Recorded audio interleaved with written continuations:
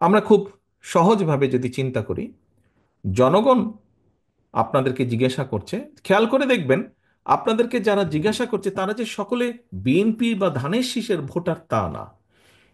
এমন অনেক লোকও আছে, এমন অনেক মানুষও আছে যারা আপনাদেরকে বিভিন্ন সময় বিভিন্ন বিষয় নিয়ে জিজ্ঞেস করেছে, 31 দফার বিষয় নিয়ে। এবং আপনি জানেন যে এই মানুষটি হয়তো ধানের শীষে ভোট দেয় না, কিন্তু তারপরেও সে আপনার কাছে জিজ্ঞেস করেছে। এরকম নিশ্চয়ই হয়েছে, আপনাদের সাথে হয়েছে না? এরকম ঘটনাও হয়েছে যে ধানের শীষে ভোট দেয়, বিএনপিকে ভোট দেয়, এরকম মানুষ যেমন জিজ্ঞাসা করেছে, তার বাইরের মানুষও জিজ্ঞেস করেছে, করেছে তো নাকি? তো সব ধরনের মানুষ যখন কম বেশি জিজ্ঞেস করছে, কেন জিজ্ঞেস করছে? কারণ মানুষ কিন্তু বিশ্বাস করে যে আচ্ছা ঠিক আছে, সামনে ইনশাল্লাহ নির্বাচন হলে বিএনপির সবচেয়ে বেশি সম্ভাবনা সরকার গঠন করার মানুষের সমর্থন নিয়ে, এবং সরকার গঠন করলে এরাই মানুষের জন্য এবং দেশের জন্য কিছু করতে পারবে বলে মানুষের সেই আস্থা বা বিশ্বাসটা আছে। অনেকে অনেক কথা বলবে, অনেকের অনেক রকম থিওরি আছে, অনেক রকম বক্তব্য আছে, থাকাটাই স্বাভাবিক।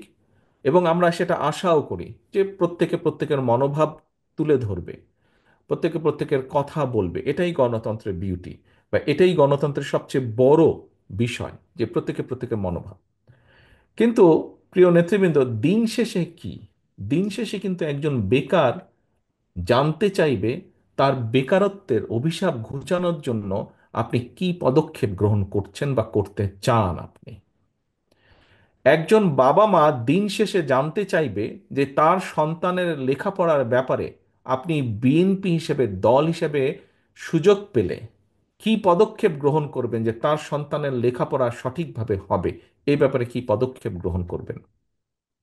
একজন পরিবারের বাবা মা বা পারিবারিকভাবে প্রত্যেক পরিবারের সদস্য জানতে চাইবে যে তাদের জন্য, তাদের চিকিৎসার জন্য বিএনপি নামক দলটি কি ব্যবস্থা গ্রহণ করবে যদি তারা দেশ পরিচালনার সুযোগ পায়। ব্যবসায়ীরা জানতে চাইবে যে তাদের ব্যবসা যাতে তারা নির্বিঘ্নে করতে পারে, বা মানুষ যাতে নির্বিঘ্নে সমাজে চলাচল করতে পারে, তার জন্য আপনি আইন শৃঙ্খলার ব্যাপারে কি ব্যবস্থা গ্রহণ করবেন।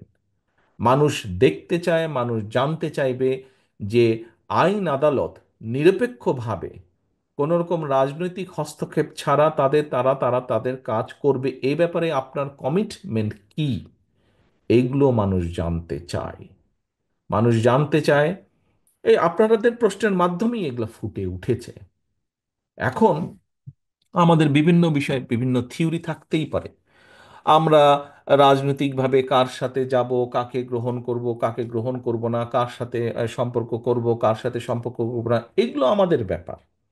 এগুলা নিয়ে হয়তো মানুষ দেখবে, কিন্তু মানুষ তার দৈনন্দিন সমস্যার সমাধান, সবচেয়ে বড় একটা যেটা সমস্যা এই মুহূর্তে আছে, জিনিসের দাম বাড়ছে। নিত্য প্রয়োজনীয় জিনিস, চাল ডাল তেল নুন, এইসব জিনিসের দাম বাড়ছে। এইসব জিনিসের দাম বাড়ার ক্ষেত্রে আপনি কি পদক্ষেপ গ্রহণ করবেন?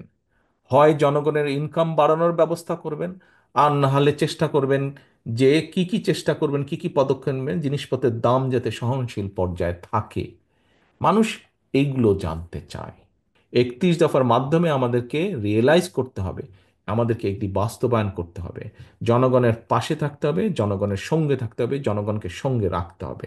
জনগণ থেকে যদি দূরে চলে যাই আমরা, ওই 5ই আগস্টের পরিণতি কিন্তু হবে। 5ই আগস্টের পরিণতি হবে। কাজে 5ই আগস্টের পরিণতি থেকে যদি বাইরে থাকতে হয়, যেই রাজনৈতিক দলকেই বাইরে থাকতে হোক না কেন, তাদেরকে জনগণের সাথে থাকতে হবে, জনগণকে সঙ্গে রাখতে হবে।